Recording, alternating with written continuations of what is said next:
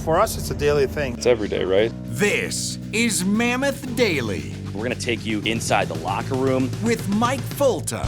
We want this show to be about the fans, and we want this show to be driven by our Utah Mammoth community. And Adrian Denny. Fans can submit what they want to hear us talk about, what they want to hear Utah weigh in on. It's all going to be here. Here's Mike and AD with you. Utahns, countrymen, lend me your ears. Right here on Mammoth Daily. Hey everybody, how's it going? Welcome on in to your Tuesday edition of Mammoth Daily. Adrian Denny with you, Mike Fulta coming along with Mike's Morning After. Mike and I, your radio team on Hockey Night in Utah and co-hosting this podcast, Mammoth Daily. Thanks for joining us, whether you're listening on Apple, Spotify, on the Utah Mammoth YouTube page, or on SEG Plus. We appreciate it. And if you're watching on one of those platforms and one day the other one works best, say if you're watching on YouTube and you're looking for something in the car and haven't gotten to us yet, Apple, Spotify, they have you covered. If you're home and want to watch something, never hesitate to check us out on the Utah Mammoth YouTube page. Like us, share us, tell your friends. As we always say, the more the merrier here on Mammoth Daily. Well, homestand opened on Monday night. Kings scored 2 in just over the first 10 minutes of the game, and they led the rest of the way. Utah scored 2 of the final 3 goals then before that empty netter, but didn't start on time. That's probably the hardest thing to swallow, but definitely some good stuff we think we can build on going into Florida, and I'll explain why this is a team that's still growing in their identity to the way that they want to play and ways that you need to play to beat teams like LA and Florida. Packed mailbag coming up and an update on Mike's Christmas tree. So stay with us, folks. We got a lot to cover here on Mammoth Daily, but let's lead off with our radio play-by-play announcer, Mike Fulta. We'll get his thoughts. I'll give you mine right here, starting off your Tuesday on Mammoth Daily. Walking out of Delta Center here and getting to your Mike's Morning After a 4-2 loss for the Utah Mammoth against the LA Kings. And I was just talking to our radio crew, Adrian Denny and Will Trubshaw, our producer, and we all felt the same way after this game. We all felt encouraged by what we saw. It was an entertaining hockey game. We all were encouraged by the battle level that Utah had, using their speed to create battles, getting in hard on the forecheck, and giving as much as they took against LA. Both teams not very physical just as a whole this year, but I mean, Jack McBain laid down 7 hits. That was a season high for him. He was physical. Everybody was physical. Gunther and Boot, I thought, were using their speed for Gunther, physicality or size for Boot to win battles. And I think if Utah continues to play that way, this team is going to be fine. If you've ever stood in the middle of walking, I'm jaywalking here. Sorry, guys, I got to get home. If you've ever stood in shallow water on the beach, you felt the pull of the tide. Oh, I'm in trouble. You felt the pull of the tide as it pulls back out to sea. And what does that tell you? That tells you that a wave's about to come. And that's what this game felt like, was the pull of the tide around your ankles, going back out to sea, the undercurrent that pulls you out to the water right before the wave comes crashing down. And that's what this felt like. If Utah can string together games like this, doing it for one game, playing this hard for one game is one thing. But if they can play at this intensity level for multiple games in a row, then this undertow is going to be more than a swell. It's going to be a wave, and the winds are going to come in a wave. And Utah did all this tonight against a very good LA team without Logan Cooley. You're going up against one of the best defensive teams in the league, one of the best goaltenders in the league, without Logan Cooley, who's your most creative, your most dynamic offensive player. So you're already playing from behind in that front. But that didn't affect Utah's compete level, the battle level. And I'm using like these buzzwords here, and Andre Tourigny can describe it better than I can. But what I saw on the ice was a Utah team that was playing the way that Nate Schmidt had demanded that they play after their last loss against Calgary. Schmidt was saying, look, there's a certain way we have to play, but we're not doing it right now. Well, that was it right there. And this is multiple times this year where the Mammoth have been called out by their veteran leaders, and they have responded with a really good performance. We saw that when Utah won against Montreal. Ian Cole had some really strong words for the group before that, and they came out and won the next day against Montreal, against New York, against the Rangers. And now we've seen that same thing from the Mammoth against LA. They didn't get the win, but good golly, they battled hard tonight. There's no moral victories in the NHL. It's a winning league. Winning is everything, and that's important to keep in mind. This has to be you have to keep the results in mind. But Mammoth were within one goal, and they're right there. They're right there. And don't mean that to sound like a loser attitude, but I feel encouraged coming away from that game that if Utah plays like that during this next stretch up until Christmas, then Utah's not just going to be at 500, but above 500 heading into the Christmas break, which will be huge for this group because the schedule gets friendlier after Christmas. I really got to hustle here. Car's waiting on me. I got 5 seconds in at North Temple and 400 West.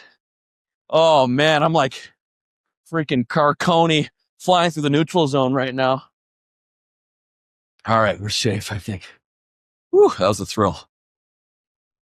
But I love the way this group played tonight, and it's better things ahead for the Mammoth, even without Logan Cooley for the foreseeable future.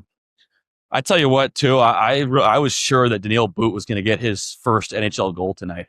I mean, that kid's knocking on the door, and as hard as him and Gunther are playing right now together on a line, it's just a matter of time because they're flying around and they're a lot of fun to watch. So get ready for some funny Daniil Boot puns and nicknames and sayings, and maybe come up with a few of your own as well, because he's an NHL talent.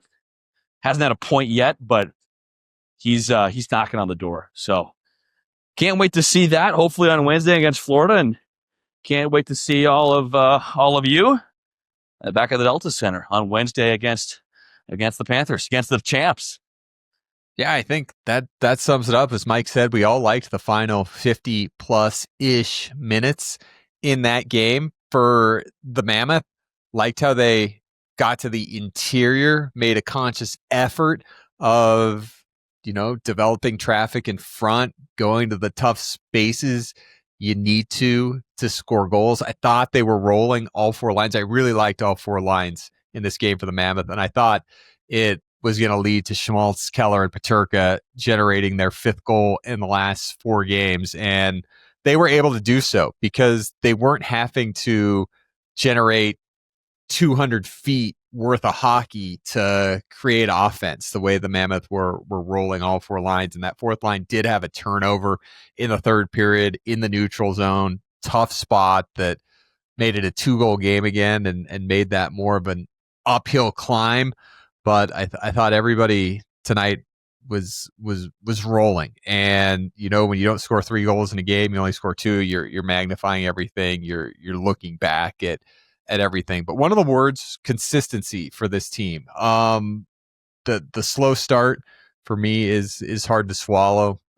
Giving up 2 goals in the first 10 plus minutes. If you give up one of those goals, you're in a different spot. But as Andre Cherney said, when 80% of the games are tied or 1-goal games in the third period, and you give up 2, you're on the wrong side of it, even though they scored 2 of the final 3 before that Los Angeles empty netter. But, the brand of hockey that Mike's talking about, a team laid down a franchise high 32 hits, and it's a new thing. It's a new experience. And you're thinking, these are NHL players. How are they learning a brand of hockey that you have to play to be successful? Well, I'll tell you why. Everybody comes from a different background, but the forwards haven't, in large part, been involved in big games like this before. And it's one of the tests, as you want to make the playoffs, is playing playoff teams that are tight checking, that have good goaltending,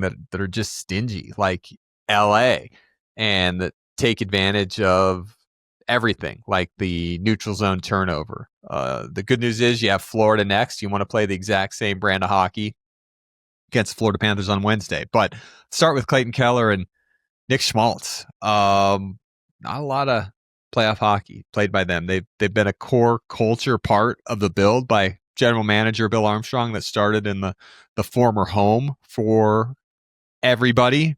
But it's different when you're a young team, when you're building, when you're not a playoff team. Teams play it different. You can sneak wins. You are seeing the backup goalies, and it's different for these guys. Even those guys are adjusting to the brand that Utah wants to play to be a playoff team. Dylan Guenther went through juniors. Probably pretty easy for him. High level of play. He's an elite player. Then you come into the NHL and you're on a building team, and same thing like Schmaltz and Keller, and Cooley too. A young guy, dominated every level, college, third overall pick, and you don't get treated like a playoff team. Utah didn't notice it until the second half of last year. They're like, oh, the league has kind of taken notice of us. And when that happens, you got to shift it into another year. JJ Peterka with Buffalo, 14 straight years out of the playoffs. He's not playing playoff hockey. So you get guys like Nate Schmidt and Ian Cole talking about the brand of hockey that you want to play, and you go out and you strive for that, which I thought Utah did a good job of on Monday. Now we get to consistency. You want to do it every night, whether you're playing LA, Florida, Seattle's next. It's not something you turn on and you turn off. And when the Mammoth don't win, it's generally because they don't get enough goals, and then we're magnifying every single puck that went into the back of the net, which is, an unfair situation because teams in the NHL generate chances, generate offense. So you want to take that exact same game into Wednesday, right off the hop, not 10 minutes in, not at the start of the second period. But you talk about stuff that this team is still learning on and growing on, and some stuff I think was accomplished last year, should have been accomplished last year, but growing more into this playoff mold as you face teams that all of a sudden realize, oh boy, this is a contender. We got to deal with this team now. They're not going to come in and toy with you. They're going to come in and try and pop you like the LA Kings have done. It's been a tough matchup for Utah. 0-4 against Los Angeles in the team's short history. Only team that they haven't gotten at least a point against, but it's a good measuring stick. And we've talked about that. Against Vegas a couple weeks ago, I think it was a little different in terms of, competing. This is really grind it out, get close to the net, find a way to tip stuff in, and go from there. Power play, 3 power play goals in the last 4. Won the special teams battle, drew 3 of the 4 power plays. For the Mammoth, it's tough because I think that they should probably draw more power plays than they do. And there's 2 reasons right now that there's not a lot of power plays in the NHL. It's not just Utah. Teams are playing every other night. They're playing back-to-back, and there's an energy shortage. Teams aren't playing with the same energy that they play with during the course of a regular NHL season. This is really, really challenging for everybody. And you see it right now in the NHL.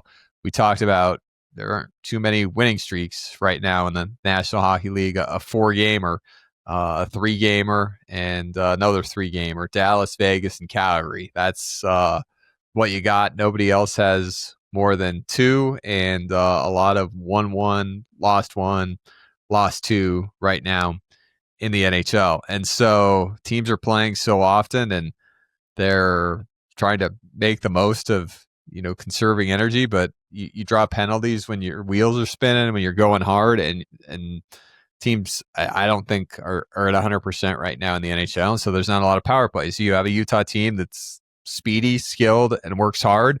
They drew 3 of the 4 power plays in this game on Monday. They should have drawn 6 of the 7, but as it works in hockey, it always has. Power plays are going to kind of be even, close to even, not 6-1. And I thought they probably should have been on Monday night for the Mammoth. And you see that power play get going. Didn't have more than 3 power plays, but twice in the last 20 games. So haven't had a lot of chances to work on it, but 3 and 4 is a pretty good stretch, and perfect on the penalty kill again for the Mammoth for the 4 straight games. So starting to settle in there. So special teams is an area they can start to take advantage of. Faceoffs, which has been up and down and a challenge without Alexander Kerfoot. 60% of the faceoffs Utah won on Monday night. Stellan won 70%. McBain won 69%. So that's a big thing. That's a good thing. We talked about the 32 hits. Daniil Boot. Boy, is he something. We've got a feature on Hockey Night in Utah on TV that Kim Becker hosts called Skate Around and Find Out. I think that's Daniil Boot on the ice. Like, the NHL is definitely trying to figure out this 6'5", 20-year-old 12th overall pick from 2023 right now. I don't know that I've ever seen a player play a more purposeful brand of hockey. Everything he does has a purpose. He skates with the puck until he finds a better place to put the puck, and it's usually on net. But he doesn't just drive in and kick it back out to the perimeter. If he comes into the offensive end with the puck, he's either shooting it or putting it into a better spot. And you could tell he caught Darcy Kemper off guard a time or two on Monday night. And for his new line mates, Dylan Gunther and Barrett Hayton, probably taking some time to get used to as well. But he's a playmaker and he's confident, but he doesn't do it at the expense of, hey, watch this. Hey, see what I can do. Oh, wonder if this would work. He's mature. He gets it. He's played 2 years of pro hockey in the KHL before this year. You can debate whether the KHL or AHL, which one's the second best league, which one's the third best league. Doesn't really matter. He's played in both. And he's the son of a coach, and he's bright. He's confident. He's skilled.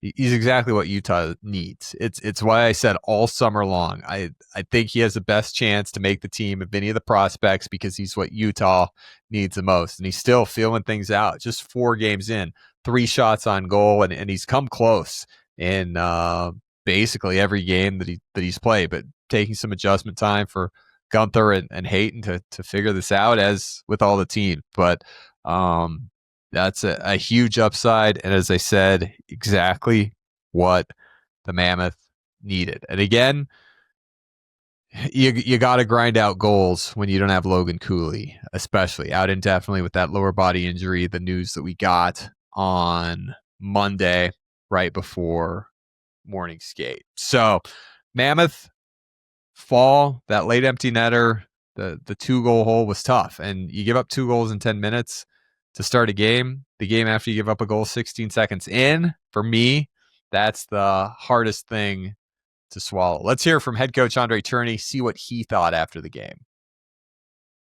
I think we obviously we didn't have the start we were hoping for and we needed against that kind of team. Who's tough to create offense. I like the way we play in the second and the third. I think we compete really hard, and effort was there, the focus was there, but unfortunately, when you have that kind of a start, I often repeat in front of you that it's a 1-goal game all the time, so you cannot give any free opportunity to your opponent, and I didn't like our start, and like I said, a really good second and third. But it's they're number 1 in the league at certain thing for a reason, and I think by giving them the lead, that make them play in their strength even more. So that was the unfortunate part of the night, because I think the effort, like I said, was good in the second and the third. What about the scoring chances generated from the inside? We've talked about them here. Maybe a few more shots from the inside, that the work was there of getting to the areas. Maybe a few more scoring chances. Mammoth just 21 shots on goal on Monday night, but you could see the purpose was there of getting to those tough areas. What Bear think of that? I think tonight you could see in the third and the second, we went in there, we went in the dirty area, and we got a few taps and a few rebounds, and I think the effort from the guys were definitively there. Yeah, the effort was there, right? It's a process, and when you don't win a game, you go back and look at your process. I thought the process after the first 10 plus minutes was pretty good. Do you always want more? Yeah, that's the NHL. You got to give more, always. And for Utah, the 1% better every day, you got to come back. You got to push harder. You got to get more. But the identity that this team needs to ultimately be successful in the playoffs, I saw that tonight. Now we need to see it on Wednesday night, and they know that. I think we've seen this team take lots of strides as we've gone on here. First month of the year, it's easier to run and gun. Teams are getting settled, then they settle in defensively, structurally, make adjustments to you. And the Mammoth have been trying to push forward through that, both 5-on-5 and from a power play standpoint. I thought it was really, really great to get Brandon Tanev back on Monday. And again, let's be honest. After that game in San Jose, Mammoth call up Daniil Boot, Maverick Lamoureux. There's roster decisions to be made as far as the lineup goes. And Brandon Tanev was a roster decision to be out of the lineup for the last 3 games. It's different coming to a new team, and then you settle in, and there's new things, and he wasn't on the penalty kill, and he has been for most of his career, and he's in a new city, and then his brother gets hurt in Toronto, and it was a tough injury for his brother Daniel up with the Maple Leafs, and you don't know what toll that's taking, but new team, new locker room, new city, it takes time. And I thought with Brandon not in the lineup for 3 straight games, him coming back on Monday, that is the turbo time that we love. Playing my game, energy, physicality. Unfortunately, had a goal called back as a great pass by Nate. But at the end of the day, it's just my role and identity. I've got to stick to it, and thought I did that tonight. And what do you think of the Mammoth getting to the net, generating offense? He's played playoff hockey. He's been in the playoffs 6 of 8 years that he's been in the NHL. Yeah, I think just shooting more pucks, getting into the goaltender's eyes. When we did have chances, Gunner's goal was a great play, and obviously on the power play. But it's one of those things where the goaltender can't see the puck, and I think we had chances throughout the game to maybe shoot more, and we're looking for maybe the right. I don't necessarily say the pretty play, but I think at the end of the day, pucks to the net, challenge their goaltenders, get in his eyes, and getting one of these greasy ones, and maybe that get us out of a funk.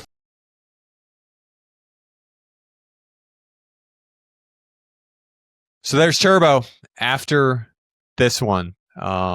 Great to have him in the lineup, and just contributing because he scored, disallowed on an offside, but the process was there. He was getting to the net. That's why Utah signed him. And again, tough start to the year. Roster decision to not play for 3 straight games, but he's obviously a pro and move forward and a big part of this team. Before we get to our Tuesday mailbag, want to once again acknowledge our old buddy Matt McConnell calling his 2000th NHL game on Monday night. He is the best. He's everybody's buddy, and he is Utah sitting at home watching a game, except he's calling the game. Biggest hockey fan I've ever met. Matt McConnell. He is a prize. Congratulations to him on 2,000 games in the National Hockey League. Our Tuesday mailbag is coming up. Mike rejoins me for that. And then we'll give you an update on his Christmas tree that he went out hunting for on Monday's episode that we discussed. All coming up right here. Tuesday mailbag edition rolling on Mammoth Daily. Looks like the mail's here. Time for the Mammoth Mailbag. Time for our Tuesday mailbag. Mammoth back at home this week, and we've got a bunch of great submissions from all around Mammoth Nation to get to. AD, I know that mailbag's full. Why don't you reach in and pluck one out for us here? Let's go to our first one, Mike. Let's talk about the power play. Weston chimes in. He says, still feels like opposing teams are able to set up a power play, and the Mammoth can't. Any explanation for why the power play is so bad? Happy to help. Happy to dive into it, Weston. Thanks a lot for your question. Mike, you want to go first? You want me to go first? I'll let you go first while I gather my thoughts on this great submission from Weston. All right. So power play. When the Mammoth have had success, Mike, they've gotten power play goals in quick succession. 7 straight 5-on-4 power play goals, and 8 of 10 this year have come in the first 45 seconds. Yep. 6 have come in the first 35 seconds. You know, as we talk to folks at practice and our experts and ourselves, because we have opinions, right, Mike? That's why we have a podcast. 2 quick passes is a big key. Bang, bang to the net. Another one, Mike, urgency. You know, when I watch power plays around the league, when I watch 6-on-5 around the league, there's a lot of urgency in the situation. We tend to be very patient, very passive, which is not a bad thing, right? The last thing you want to do is take an ill-advised shot after your puck possession of 35 seconds and you have to go retrieve it and 35 more seconds are wasted. So for me, Mike, 2 quick passes, urgency, and when we're successful, then the number one unit's getting that power play goal early. And that's why they moved Kevin Stenlund at one point to the top power play to try and win that face-off to allow yourself to get set up. I'm with you, AD. I'm with you on all of that. I think when you look at the best power plays in the league, you see movement. You see players switching spots, alternating spots. I know that Utah has wanted more of that. They've wanted Gunther to not just sit at his one-timer spot, but move into the bumper spot, trade places with Nick Schmaltz, get some movement to create some more breakdowns in the PK coverage and create some more soft spots of the ice. I think when Utah's power play has been at its best, the Mammoth have retrieved pucks really well. And that means you shoot a puck, you miss it, you go get it. And a lot of times that means winning a race to a puck and using your speed, or it means winning a battle. I think Utah did an okay job of that through December, but I didn't see that movement, or through November, I should say. I didn't see that movement through November. I felt like I was watching guys staying stagnant in their spots, going from one side to the other, moving the puck around, but the players themselves weren't actually moving. Whereas you watch the best PPs in the league, and I think of like the Vegas Golden Knights, they are constantly moving. They have 5 forwards on that group, which is not super common, but they are constantly trading spots and moving, and it's a lot for a PK to keep track of. I do disagree a little bit with part of what Weston's saying, and maybe Weston is watching the rest of the league and watching other power plays in different games. But when Utah is on the penalty kill, they're one of the best in the league at denying the zone to a power play. And we'll see when Utah's PK is humming, they're not allowing teams to even enter the offensive zone cleanly. And then when the other team is in the offensive zone, the Mammoth do a great job of blocking shots and getting to those loose pucks, not allowing those second opportunities. So the best power plays in the league don't always score the pretty Steven Stamkos, Alexander Ovechkin one-timer goals or the backdoor tap-ins. A lot of power play goals are greasy ones, and I think that's what Utah needs to try and do a little bit better of, is shooting the puck, retrieving pucks, and moving as well, trading places and creating that flow and that motion within the offensive zone. You talk about the one-time looks in the left wing circles from Ovechkin and Stamkos. How is Ovechkin still open to take those shots, Mike? Because the NHL has taken it away from Dylan Guenther. That's been one thing that Utah's been adjusting on. Well, and Ovechkin scored a lot of those because and Blaine Forsythe will be the first one to tell you this, because he was helping work that power play in Washington while Ovi was scoring those goals. He's one of Utah's assistant coaches.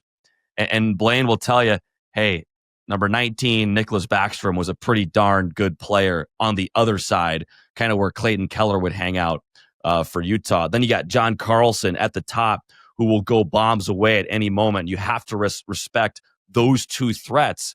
And as those two guys are doing their thing, and there's other players as well involved, but you have to respect those threats because they're so dangerous.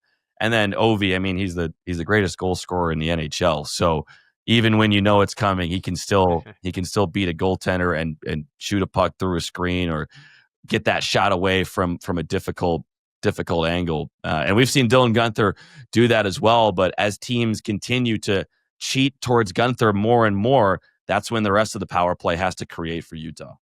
All right. Speaking of goalies, Mike, let's take a goalie question here. And this one comes to us from our good buddy Brandon. He says, this team is always coaching and working to get better. He says, however, my question is, how do goalies get better? Is it just puck luck, or can you see something missing in a goalie's game when things play poorly? Great question, Mike. And I enlisted our good friend Dominic Moore to help us out. All right, so the question is about how do goalies get better and whether it all comes down to just puck luck or not. I think, listen, it's sports. There's always an element of luck. A goalie can do everything right and still get beat. And that, I think, is an important part of being a goaltender. I remember in New York, I played with for a long time with Henrik Lundqvist, Hall of Fame goaltender. And we had a goalie coach there whose name was Benoit Allaire, who should be in the Hall of Fame of goalie coaches. And Benny would always say in his French-Canadian accent, listen, if he beats you, sometimes you have to say it's too good. And the message that Benny was saying with that is, listen, you put yourself in the right position, force shooters to make a perfect shot, right? And if you do that and you get beat, sometimes you say, that's okay, I did my job. Because listen, it's the NHL, there's going to be good shooters. If they pick a corner, they can do that, they've earned their goal. I think what goalies don't want to do is let pucks get through them, right? The shot that is not earned, right? The shot that is not just bar down, that somehow squeaks in because technically goaltender was just not sound or they had holes. So I think, like any craft, the goalies are constantly trying to hone their technique to make sure that they force shooters to make great shots to beat them. And the technique, I mean, it's years and years and years of practice to hone this technique. And goalies like Karel Vejmelka are still getting better every day. Every shot you see, every different situation on the ice is different, how to play it right, how to read plays. So there's a lot that goes into it. And that's why it's a craft like anything else. And I think what Dom said at the end there is maybe one of the bigger areas for improvement for goaltenders, reading the play, right? I mean, how many goals do we see where a guy shoots one into what looks like an empty net because the goalie's way over here? Maybe he misread the play, didn't have time to get back over. Sometimes that just happens, and there's nothing you can do as a goaltender, and you're left out to dry a little bit. It's happened to Veggie so far a couple times this year. But there are instances where you can read the play a little bit quicker and give yourself a better chance to make a play on a puck. So I think reading the game is really important as a goaltender. And goaltenders typically take longer to develop. I mean, I think of Corey Crawford with the Chicago Blackhawks. I mean, he was kind of up and down, spent several years in the minor leagues, was in the minors for like 5 years before finally came up and became a dominant goaltender with Chicago. But that wasn't until, his mid to later 20s. So Goalies typically take the longest to develop. I think reading the play is part of that. I remember in the AHL too, there's so much tweaking with the stance and philosophies. Jackson Stauber was our goaltender. Stauber, of course, in Utah's pipeline right now, but he was our goaltender in Rockford at the time. And our goaltending coach, Matt Smith, worked on kind of moving Stauber more upright a little bit and letting pucks hit him as opposed to being more forward and trying to like stop everything and make every save, and instead be a little bit more, I don't want to say back in the net, but a little bit more upright. And that really helped Jackson that year. And I'm sure that's the case with goalies and all kinds of tweaks. You make one little tweak and you can go on a run, and all of a sudden, you're a brand new man, a brand new goalie. But there's so many nuances to it. We have to get Corey Schwab on here to talk about goalies improving, because it is more mysterious on that side of it, because not as many of us can relate. And Mike, it's only as of recent that there's been full-time goaltender coaches in the AHL and the minor leagues. I remember when I started with the Grizzlies as an intern in 2002, they were in the AHL and affiliated with the Dallas Stars, and the Dallas Stars goaltender coach would swing by whenever he had the chance. But outside of that, the goalies were pretty much on their own. And there's a lot of cases in the ECHL, goalies for an entire season won't see a goalie coach. So it's a good question there by Brandon. And believe me, the coaches without goalie coaches have no answer how to help their goalie other than telling them, will you just please stop the puck? It's a great thing. I had a backup goalie a number of years ago, went to the coach with a question, and he said, just stop the pill. Because nobody knows how to coach him unless they're an actual goalie, though, of course, on our podcast, Mike, we've got all the answers. Here is a great one, Mike. It's a video question. Came to us yesterday, right after the news that Logan Cooley was out indefinitely with a lower body injury. First time question right here, and can't wait to dive in. Hey guys, it's Game. Just wondering what you guys think about the Cooley situation and maybe bringing Hebig up from Tucson. He's got 19 points in the last 21 games. He's got 11 goals, 8 assists. He plays the natty center. I don't know. What do you think about bringing him up to play our 2C for us? Let me know what you think. Gainer. What's up, Gain? Gamer, I believe. Gamer. No. Gain. Like gain weight. That's how he explained it to me when he stopped. Oh, okay. Okay. Yeah. So, all right. Perfect. Because his Twitter handle is top 3 tech. And I'm thinking, okay, he's game, but it's Gain. All right. Yeah. We've seen Cameron Hebig in preseason games quite a bit last couple of years. Played well in preseason and played so well in Tucson. He earned not one, but 2 NHL contracts. He earned one for the end of last year and then for an extension for this year as well. Plays with a lot of pace, a lot of energy. He's go. 2C, I don't know about that. I think with Schmaltz, Keller, and Peterka right now, I think you feel okay about that line, the way they've played and the way they've generated chances when you look at the shot attempts and some of the possession numbers.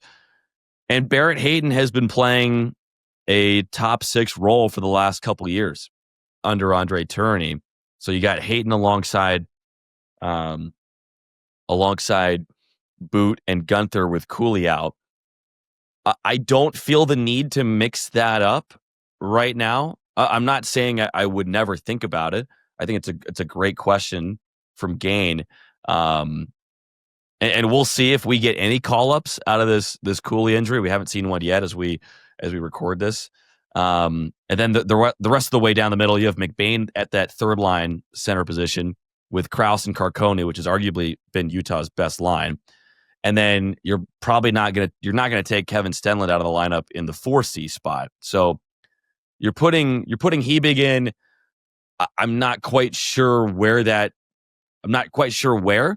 unless you're gonna break up that top line, I think that's the only thing you could do. I mean, you could put him in on the fourth line, but I don't think you're going to take Stenlund out of the center ice role. So I don't think it would be the 2C that would get switched up, because I don't think Hayden would get moved away from Boot and Gunther just yet. I think you want to give Hates a little bit more chance here after he just got back in the lineup against Calgary. But that's what I think, AD. And we'll see how it all unfolds. But Utah is a little thin at the center ice position. What a compliment to Cameron Hebig right there, Mike. A guy that started with you in the ECHL during the Everblades, baby. Yeah. Yeah.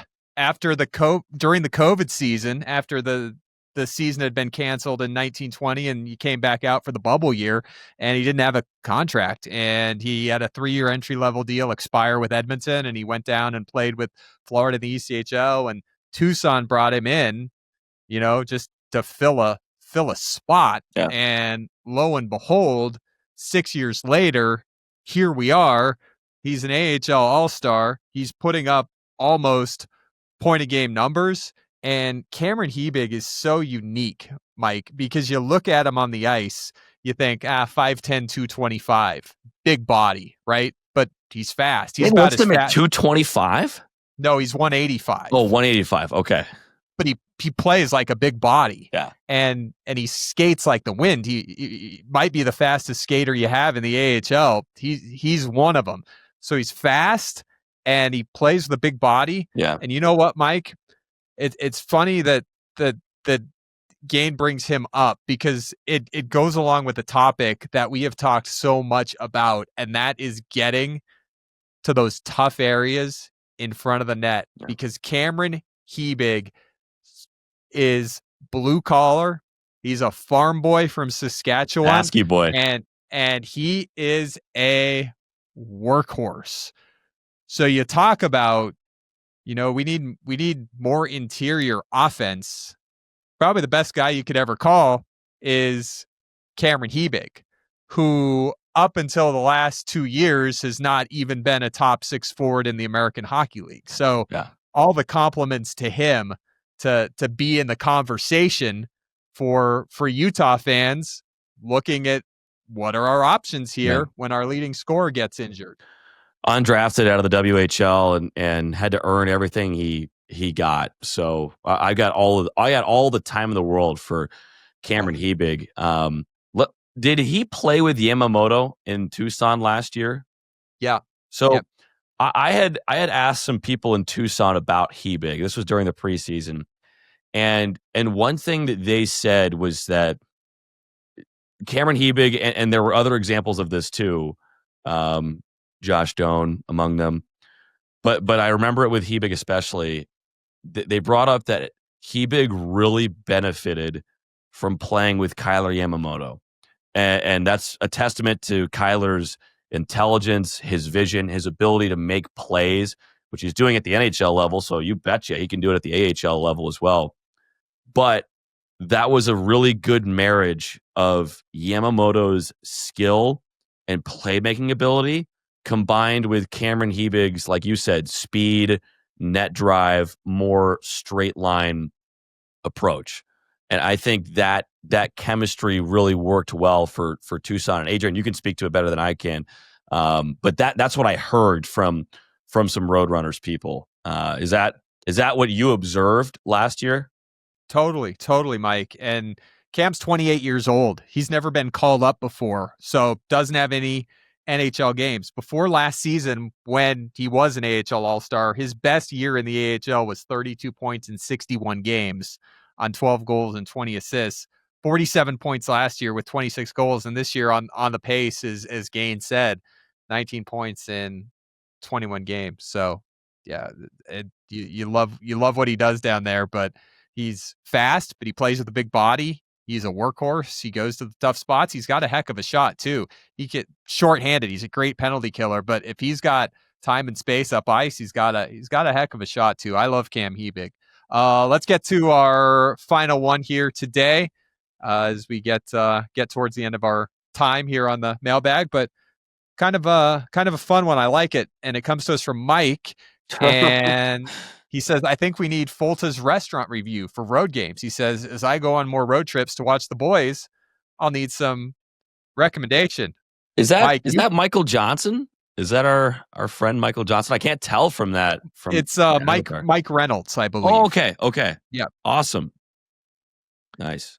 Mike, you made my mouth water in Vancouver with the seafood that you went out for. It looked really yummy. In fact, I think we have a picture of it right here. You got part of a picture. That vertical right there. We got some of it. Don't know what happened to the picture, but you see the rice, you see the carrots, you see some flounder. Is that flounder? No, that is that's the blackened sablefish at Cardero's, and what a meal. I don't know if I could ever go to Vancouver and not go to Cardero's. It's a very nice restaurant. It's kind of a little special treat.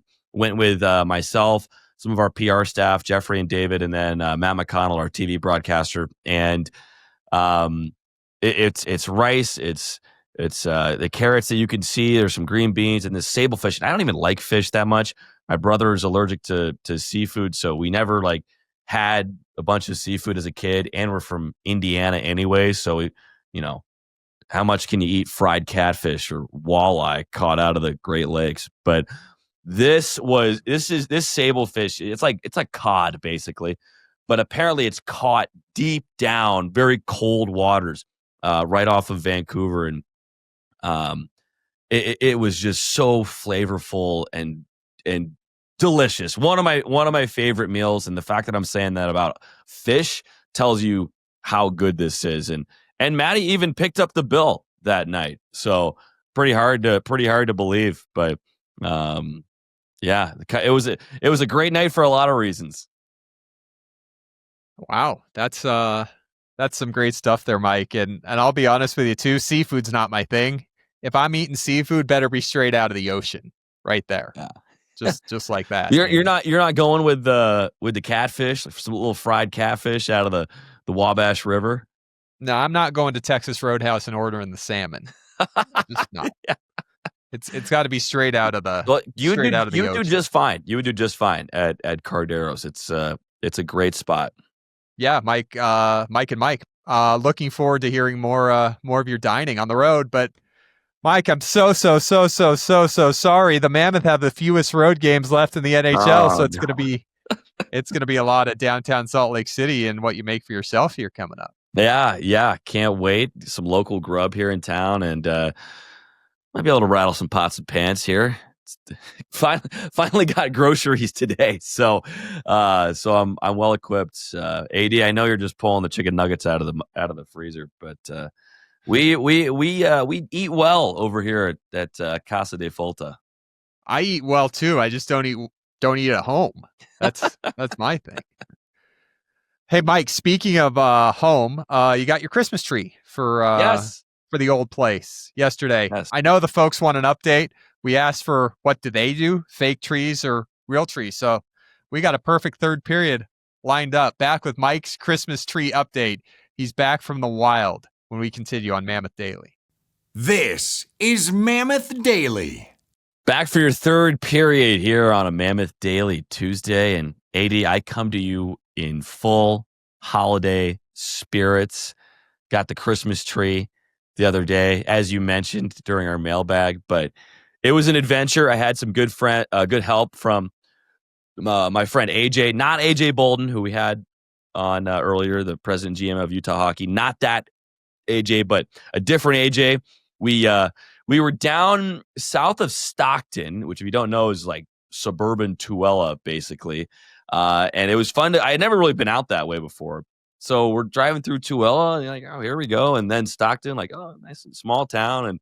And you get a permit. You buy like a $10 permit, and you can go and like chop down your own tree at public land. And at first, I was very fearful because we had wandered into the wrong grove. There were not the right like species of Christmas tree. It was just like shrubs basically. And I'm like, gosh, did I come all the way out here for nothing? But finally we found the land of milk and honey.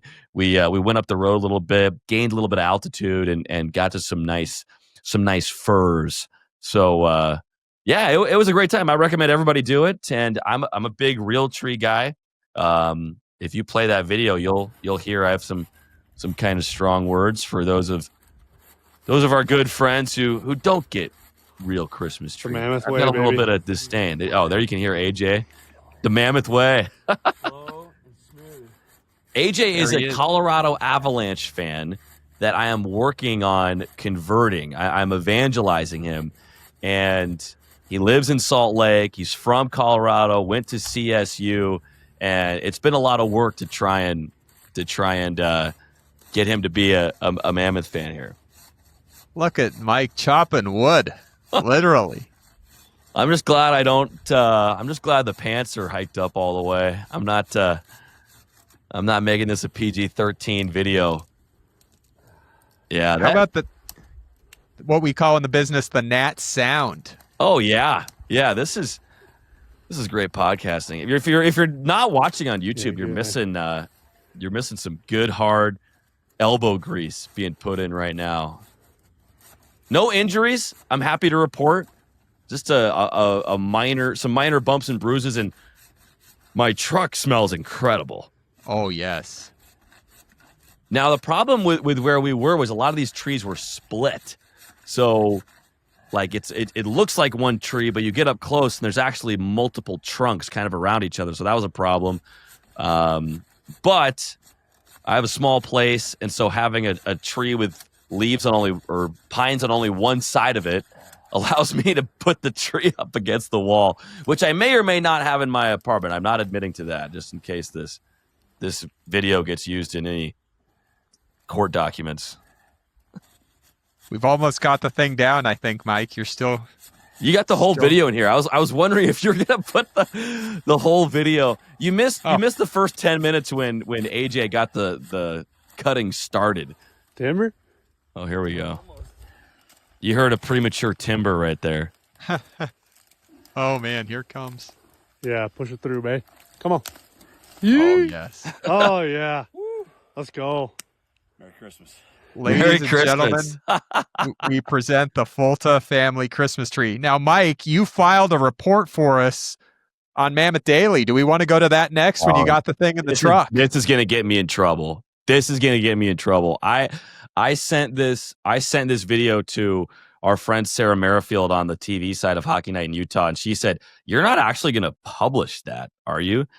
And I'm like, "Yeah, why not?" And she was like, "You are going to have people come after you for your Grinch comment." So this is presented with a little bit of fear and no regret. I stand by what I said, but I'm fearful all the same.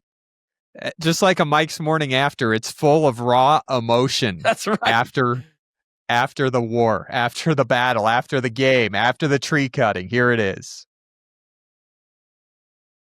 Just chop down what has to be about a 10-foot tall Douglas pine, or Douglas fir, long needle, and really excited about the tree we got this year out here just south of Stockton. Beautiful mountains behind us, and this is how you do it. People with fake trees, they're the Grinches. They're the Grinches of the holiday season. But out here on Mammoth Daily, we put in the work. We chop it down ourselves. Merry Christmas, everybody. So, Mike, I'll be the first to react with a fake tree that I haven't put up yet.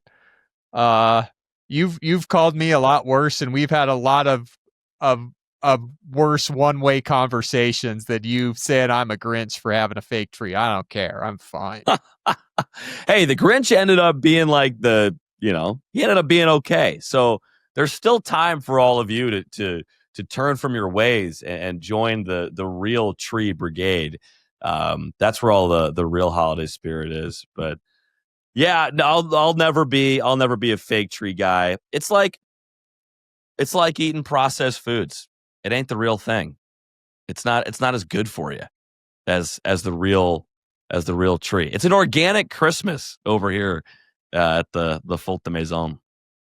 If you drive by Mike's place downtown, you'll know which apartment is his from the Christmas lights that he has strung along the side of the building. and don't ask how. But that's how you know where Mike lives. So be gentle. Mike, great episode. Fun mailbag. Thank you for the update on the Christmas tree. Did want to get to one final mailbag here from Matt.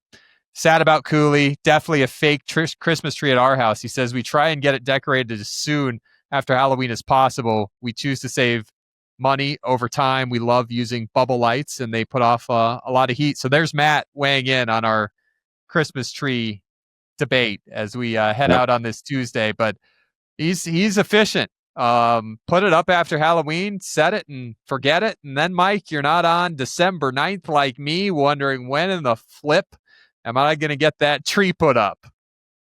I guess, but he's saving money over time.